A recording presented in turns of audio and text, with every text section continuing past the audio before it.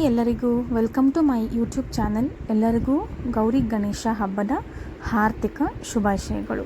ಇವತ್ತು ನಾನು ಗಣೇಶನ ಹಿಂದೆ ಬ್ಯಾಕ್ ಡ್ರಾಪ್ ಹೇಗೆ ಮಾಡೋದು ಅಂತ ನಾನು ತೋರಿಸ್ಕೊಡ್ತಾ ಇದ್ದೀನಿ.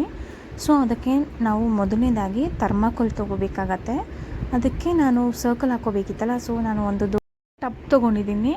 ಆದ್ದರಿಂದ ನಾನು ಸರ್ಕಲ್ನ ಡ್ರಾ ಮಾಡ್ಕೊಳ್ತಾ ಇದ್ದೀನಿ. ನೋಡಿ, ಈ ಥರ ಮಾಡ್ಕೊಳ್ಳೋದ್ರಿಂದ ನಮಗೆ ಸರ್ಕಲ್ ನೀಟಾಗಿ ಬರುತ್ತೆ.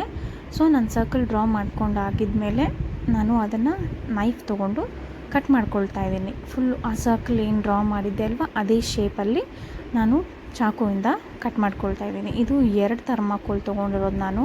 ಸೊ ಇವಾಗ ನಾವು ಅದನ್ನು ಅಟ್ಯಾಚ್ ಕೂಡ ಮಾಡ್ಕೋಬೇಕು. ನಮಗೆ ದೊಡ್ಡದು ಒಂದೇ ಅಷ್ಟು ದೊಡ್ಡದಾಗಿ ಬೇಕು ಅಂದರೆ ನಮಗೊಂದು ಥರ್ಮಾಕೋಲ್ ಸಿಕ್ಕೋದಿಲ್ಲ.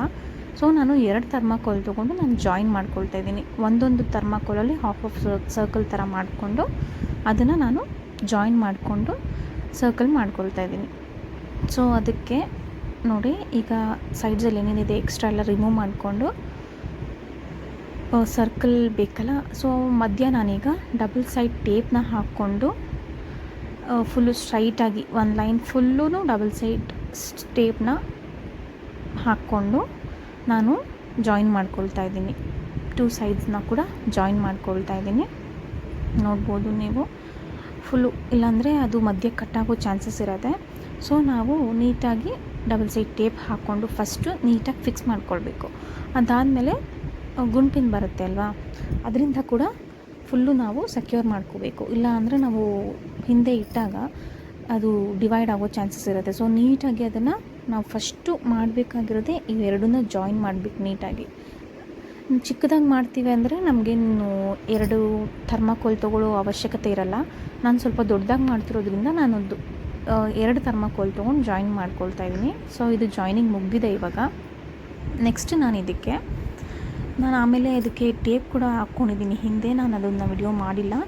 ನಾನು ಸೇಫ್ಟಿಗೋಸ್ಕರ ಒಂದು ಟೇಪ್ ಕೂಡ ಹಿಂದೆ ಹಾಕ್ಕೊಂಡಿದ್ದೀನಿ. ಅದೆಲ್ಲ ಸರ್ಕಲ್ ಕ್ಲಿಯರ್ ಆದಮೇಲೆ ನನಗೆ ಇದು ವಿಳೆದೆಲೆ ಬರುತ್ತಲ್ಲ, ಅದಕ್ಕೆ ಗುಂಪಿನೆಲ್ಲ ಹಾಕ್ಕೊಂಡು ನೀಟಾಗಿ ಫುಲ್ಲು ಸರ್ಕಲ್ ಗುಂಪಿನ ಹಾಕ್ಕೊಂಡು ನಾನು ಫುಲ್ಲು ಸರ್ಕಲ್ನ ಕ್ಲಿಯರ್ ಮಾಡ್ಕೊಳ್ತಾ ಇದ್ದೀನಿ.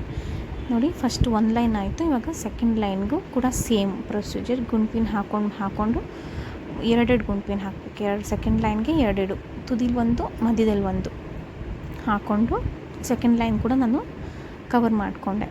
ನೆಕ್ಸ್ಟು 3rd ಲೈನ್ಗೆ ಶಾವಂತಿಗೆ ಹೂವು ಹಾಕೋತಾ ಇದ್ದೀನಿ. ಶಾವಂತಿಗೆ ಹೂವು ತೊಟ್ಟೆಲ್ಲ ನೀಟಾಗಿ ಬಿಚ್ಕೊಂಡು ಕಟ್ ಮಾಡಿಬಿಟ್ಟು ಒಂದೊಂದೇ ಶಾವಂತಿಗೆ ಹೂವನ್ನು ಗುಂಪಿನ ಹಾಕ್ಕೊಂಡು ನಾನು ಅದನ್ನು ರೆಡಿ ಮಾಡ್ಕೊಳ್ತಾ ಇದ್ದೀನಿ. ನೋಡ್ಬೋದು, ಒಂದು ಶಾವಂತಿಗೆ ಹೂವು ಇಡೋದು, ಒಂದು ಗುಂಪಿನ ಚುಚ್ಚಬೇಕು. ಒಂದು ಶಾವಂತಿಗೆ ಹೂವು ಇಟ್ಟು ಗುಂಪಿನ ಚುಚ್ಚಬೇಕು. ನೀಟಾಗಿ ವಿಳೆದೆಲೆ ಏನಿದೆ ಅಲ್ಲ, ತೊಟ್ಟು ನೀಟಾಗಿ ಕವರ್ ಆಗೋ ಥರ ನಾವು ಹೂವನ್ನು ಇಟ್ಕೊಂಡು ಗುಂಪಿನ ಸೆಕ್ಯೂರ್ ಮಾಡ್ಕೊಳ್ತಾ ಬರಬೇಕು. 1 ಲೈನ್ ಕವರ್ ಆದಮೇಲೆ ನೆಕ್ಸ್ಟ್ ಸೆಕೆಂಡ್ ಲೈನ್ ಕೂಡ ಅದೇ ಥರ ನೋಡಿ, ಫುಲ್ಲು ಅದೇ ಥರ ಮಾಡಿಕೊಂಡು ಕಲ್ಲನ್ನ ನೀಟಾಗಿ ರೆಡಿ ಮಾಡ್ಕೋಬೇಕು. ಇನ್ನೂ ಬೇಕಾದ್ರೆ 3rd ಲೈನ್ ಕೂಡ ಆ್ಯಡ್ ಮಾಡ್ಬೋದಾಗಿತ್ತು, ನಾವು ಬೇಡ ಅಂತ ಸ್ಟಾಪ್ ಮಾಡಿದ್ವಿ. ನೆಕ್ಸ್ಟ್ 2 ಲೈನ್ಸ್ ಕೂಡ ಕಂಪ್ಲೀಟ್ ಆದಮೇಲೆ ಮಧ್ಯ ಓಮ್ ಅಂತ ಪೆನ್ಸಿಲಲ್ಲಿ ಬರ್ಕೊಂಡೆ ನಾನು.